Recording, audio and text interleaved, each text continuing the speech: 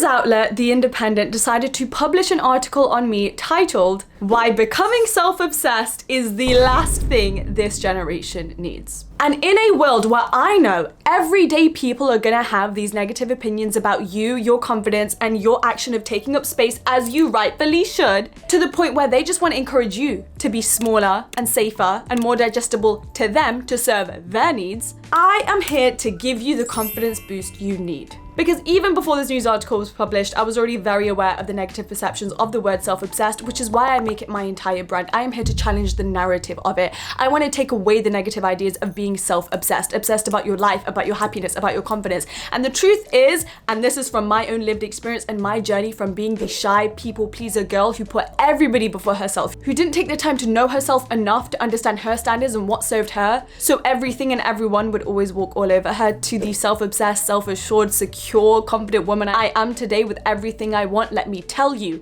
self-obsession is going to take you to the next level. It's going to make you happier, it's going to make you smarter, it's going to make you more successful, it's going to turn you into your dream woman. But we really live in a world where the news you read is even trying to make you less confident. And I quote, The Independent in that article said, "Joy is not a fundamental human right."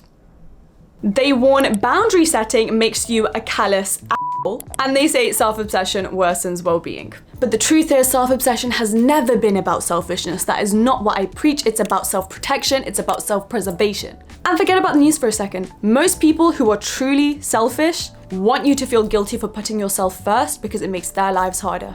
We already live in a world with so many problems, mental health being a huge one. So I shouldn't even have to make this video to make it very clear that prioritizing your own growth and well-being and self-esteem is the only way to reclaim control and happiness in your life. And this is exactly how you do it through my 5 laws of self-obsession.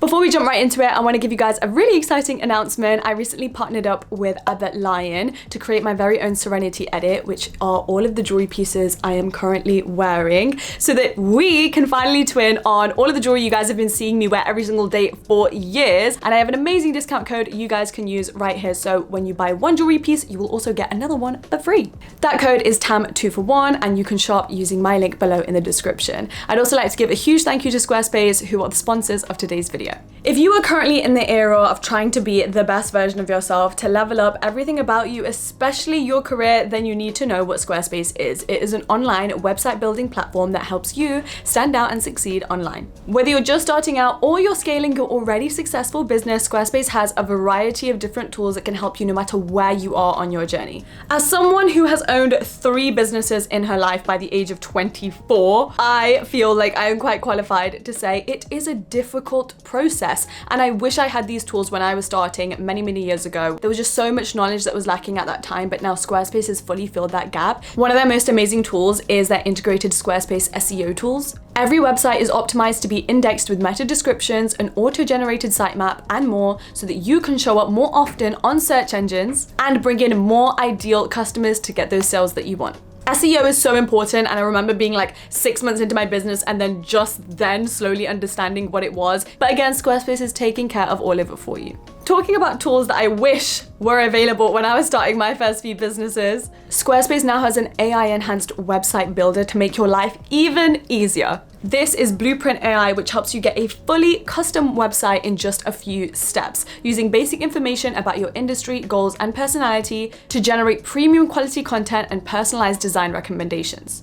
Once you've got your business all set up, it is so important to be checking your analytics regularly to be making smarter decisions. This is something that I utilize constantly with my business self-obsessed journal. You can make smarter business decisions now using Squarespace's built-in intuitive analytics tools. You can review website traffic, learn where to focus your engagement, and track revenue from bookings, invoices, or product sales, all from one place. It's literally so easy and convenient, you are left with no excuses. So if your goal has been to try something new, to get outside of your comfort zone, to get in your entrepreneur bag, this is where you need to start. You guys can go to squarespace.com to start your free trial. And whenever you're free to launch, come back to this video and use my unique link, squarespace.com/TamKaur. Write that down, remember that, because that link will get you 10% off your first purchase of a website or a domain whenever you're ready to launch. Now let's get straight into the laws of self-obsession. Number 1 is the mirror law. Because true self-obsession is centered around your self-perception. I will die on this hill. Self-perception is the key to everything. Any single time I get asked about when I was able to overcome something, or when was the changing moment that allowed me to be an entrepreneur or a content creator that finally got me success, my answer is always, I finally stepped away from self-doubt to self-confidence and believed that success was inevitably mine. That has been the consistent theme throughout my life that got me different results. It was all about the way that I saw myself that was mirrored in the reality that I was experiencing every single day. So, for example, it's very, very easy to just change your appearance. Definitely something that helps, you know? I mean, the outfit I put on every single day definitely is a step towards the identity I want to embody that day. However, you can't just stop there. It goes so much deeper into your core beliefs, your values, your inner critic, your inner cheerleader. You could look your best. You could even be adopting the actions of your most ideal self. But if you are still perceiving yourself as the person you've been this entire time, you will not get anywhere. And I think the easiest way to allow your self-perception to catch up to the new identity that you're embodying every day physically is for you to step outside of your comfort zone. You need to be trying new things because immediate discomfort will disrupt your old narrative. And that process right there then creates space for new beliefs to form within your mind and your subconscious so that you can stay consistent in that new self-perception. And a lot of you guys know I like to call this your portfolio of proof. The more things that you do that you thought you could never do, after having a few of those experiences, the next time you are nervous, the next time you have self-doubt, the next time you think, oh my God, I can't do that, or oh my God, I can't speak to that person, you have this mental portfolio in your mind that, wait, but last week I did that thing that I was afraid to do and I survived. I didn't only survive, I thrived. I conquered that. Every single thing that I thought I couldn't do, I stepped out the other side stronger, smarter, and wiser. And so over time, this portfolio encourages you to keep stepping into these environments more. And within a few months, you won't even recognize who you were before. And I don't mean that in the sense of having to become a new person or leaving your authenticity behind. I mean it in the sense of undoing all of the obstacles, undoing all of the self-imposed limits that you have placed on yourself, all of that inner criticism, undoing all of the pressures and the expectations other people placed on you growing up that you assumed were your own and distracted you from your real vision and your real, truest, highest potential. True self-obsession isn't about staring at yourself in the mirror all day. True self-obsession is about going inwards. It's about identifying, where am I limiting myself? Where am I not serving myself? Where am I putting obstacles in my way to prevent myself from living the life that I truly deserve?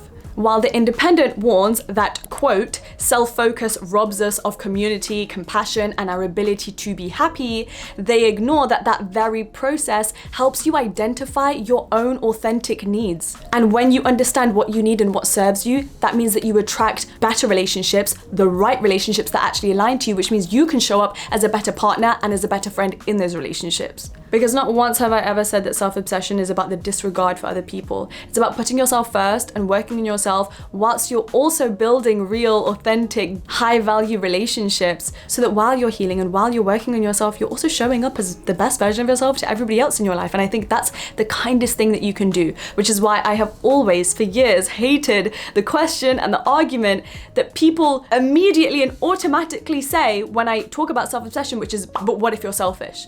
The two just don't go together. And this links us into number 2, the boundary law. Because the article also went on to say, if we take self-compassion too far, it can promote selfishness and self-obsession. What about compassion for others? And I see this misinformation and this misunderstanding about boundaries all the time. People see it as a punishment to other people. People see it as only ever caring about your needs and nobody else's. But boundaries are actually the kindest, most considerate thing you can do for the people in your life. Why? Because the opposite action would be to never say anything, to hold in your genuine feelings, then therefore build up resentment for somebody you genuinely care about and not allow that person to be able to authentically show up for you because they're not even aware of your needs yet, because you have not communicated them. Boundaries are always mistaken as this emotional wall which is covered in aggression, but really it's exactly where true connection and empathy is built. between people in a friendship or a relationship or in a family setting. By understanding your limits and communicating that with your loved ones, you allow them to actually show up for you and vice versa. And I spoke about this a lot in my book, Buy Yourself the Damn Flowers, where I have an entire chapter on boundary setting for this very reason. Because if we were to flip the script and if you found out your friend was annoyed at you because of something that you kept doing unintentionally, because we can't be perfect 100% of the time, you would want them to tell you. You would want them to say, hey, this is a limit, or this makes me feel uncomfortable, or this is crossing a boundary for me. I don't like this. This is putting a strain on our relationship. You would hope and you would pray and you would wish for them to communicate that with you so that you could show up as a better friend to them. So why can't other people do that for us? I think boundary setting also really links into establishing an abundance mindset. Learning to say no without guilt and lengthy explanations, yes, teaches other people how to treat you, but also it reinforces the belief that you do not need to overexert yourself or burn yourself out or make yourself suffer just to earn other people's care and respect. Because you not setting boundaries is you just conforming to other people's needs and their validation and the way that they want to run their lives, while simultaneously abandoning your own. 3, the celebration law. Celebrating yourself is so crucial, and yet everybody treats it like an option. And the true, thriving, self-obsessed baddies consistently do this. I'm all here for actively documenting your life and celebrating every small achievement. I'm talking so small on the scale that you didn't want to go to the gym today, but you did it for 5 minutes. That is such a win. Look at you still leaving the house and showing up for yourself, showing up for your goals in whatever capacity you had that day. But no, most people are gonna be like, that wasn't good enough. That's still considered a failure. You didn't complete the full workout, so you shouldn't be feeling any sort of goodness about yourself. Or on a larger scale, even after you complete every single milestone, a lot of people keep moving the finishing line, the destination for themselves. So after achieving one thing that their younger self prayed for, there's very little celebration and it's like on to the next, on to the next, on to the next. And your life is like an endless chase for self-validation and happiness that you just consistently refuse to provide for yourself.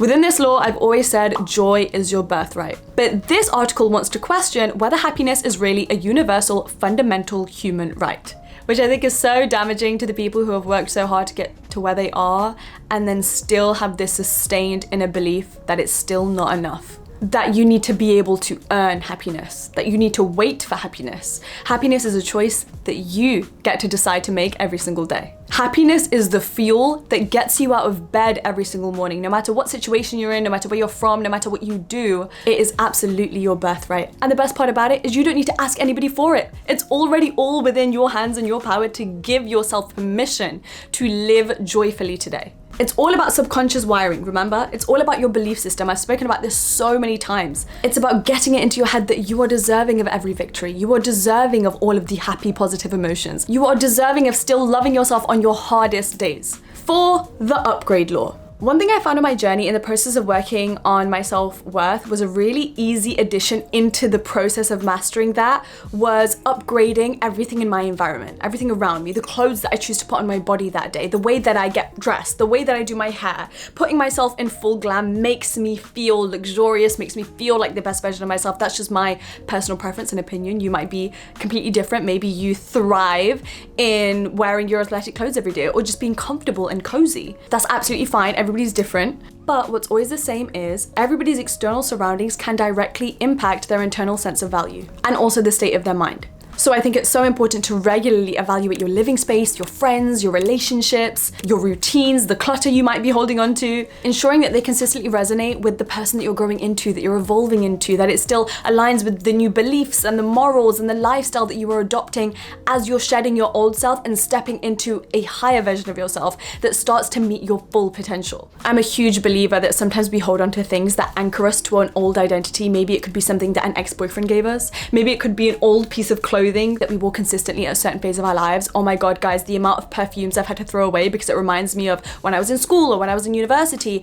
and I didn't want to be triggered to that point in my life. I want to focus on building my future. I want to focus on living in the present. It sounds really small and insignificant, but it really does all add up. And of course, I always say all of this surface level stuff is always paired with also working on your internal monologue. That is really where you make the biggest strides in working on your self-worth. You need to regularly practice forgiving yourself for old mistakes, not being your biggest hater and constantly criticizing yourself with every decision you make. You need to acknowledge your journey. You need to embark on a journey of self-discovery. You need to release any emotional burdens. You need to thank yourself and give yourself flowers for the lessons you've learned, for the journey that you've been on, for how far you've come.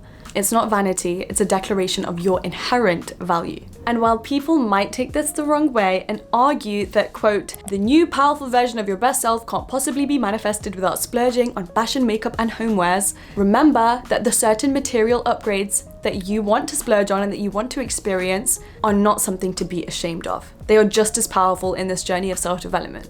Even the clothes, even the makeup can be anchors that pull you in the wrong or the right direction. I've experienced that myself. Even the way I decorate my home, even my closet that I built for myself signals to me the woman that I've always wanted to become. Every single time I walk into this room, it's like a thank you to my younger self. It's a, I did this for you because I get to sit in such a gorgeous room and I put the effort into this and I built this. And finally, the Rewire Law. This is my favorite law, and I actually have quite a few dedicated videos on this topic on my channel if you want to look into it further. But essentially, it's about pouring so much focus and dedication into reshaping your internal narratives to serve your higher self. Because true self-obsession requires breaking the societal conditioning that labels self-focus as selfishness. It is simply not true. It requires deliberate daily practice to break apart the outdated conditioning that you may have experienced and instead rewire and reinsert new empowering beliefs that get you to where you want to be, that get you to the daily feeling and the mindset that you want to be experiencing every day. And the most efficient way to do this is to first raise your awareness of how you might be feeling, how you might be placing obstacles in your path without even realizing it, how you might be putting yourself down and affecting your confidence, and really taking those apart and understanding where do they come from. Is it because of something that somebody said to me one day in school and I adopted that as my own internal narrative and my authentic truth, when that really isn't the case? That is more reflective of their character and their life and their biases and their view on the world and their opinions. And all of a sudden, I'm carrying it with me throughout my life.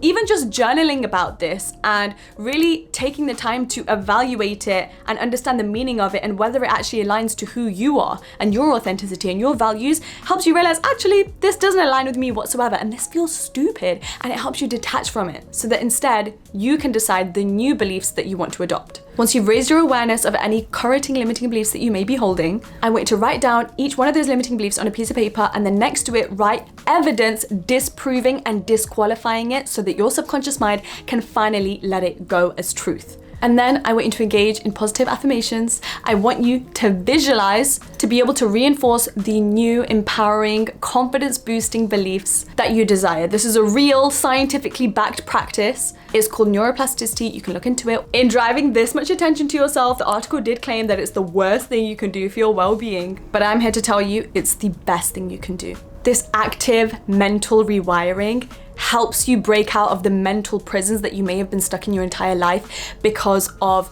people that didn't serve you, parents that didn't treat you right, friends that could have given you insecurities. It could all be the reason why you're experiencing anxiety and insecurities. This intentional reframing to adopt more empowering narratives is the best thing you could do for yourself. You are finally going to shed everything that's been holding you down and making you small, fitting into this tiny little box where you can't even take up space and be yourself, to finally be the person that you always wanted to be and thought you never could be. It's really as simple as that. It's about transforming your mind from being your biggest sabotager to your most loyal ally.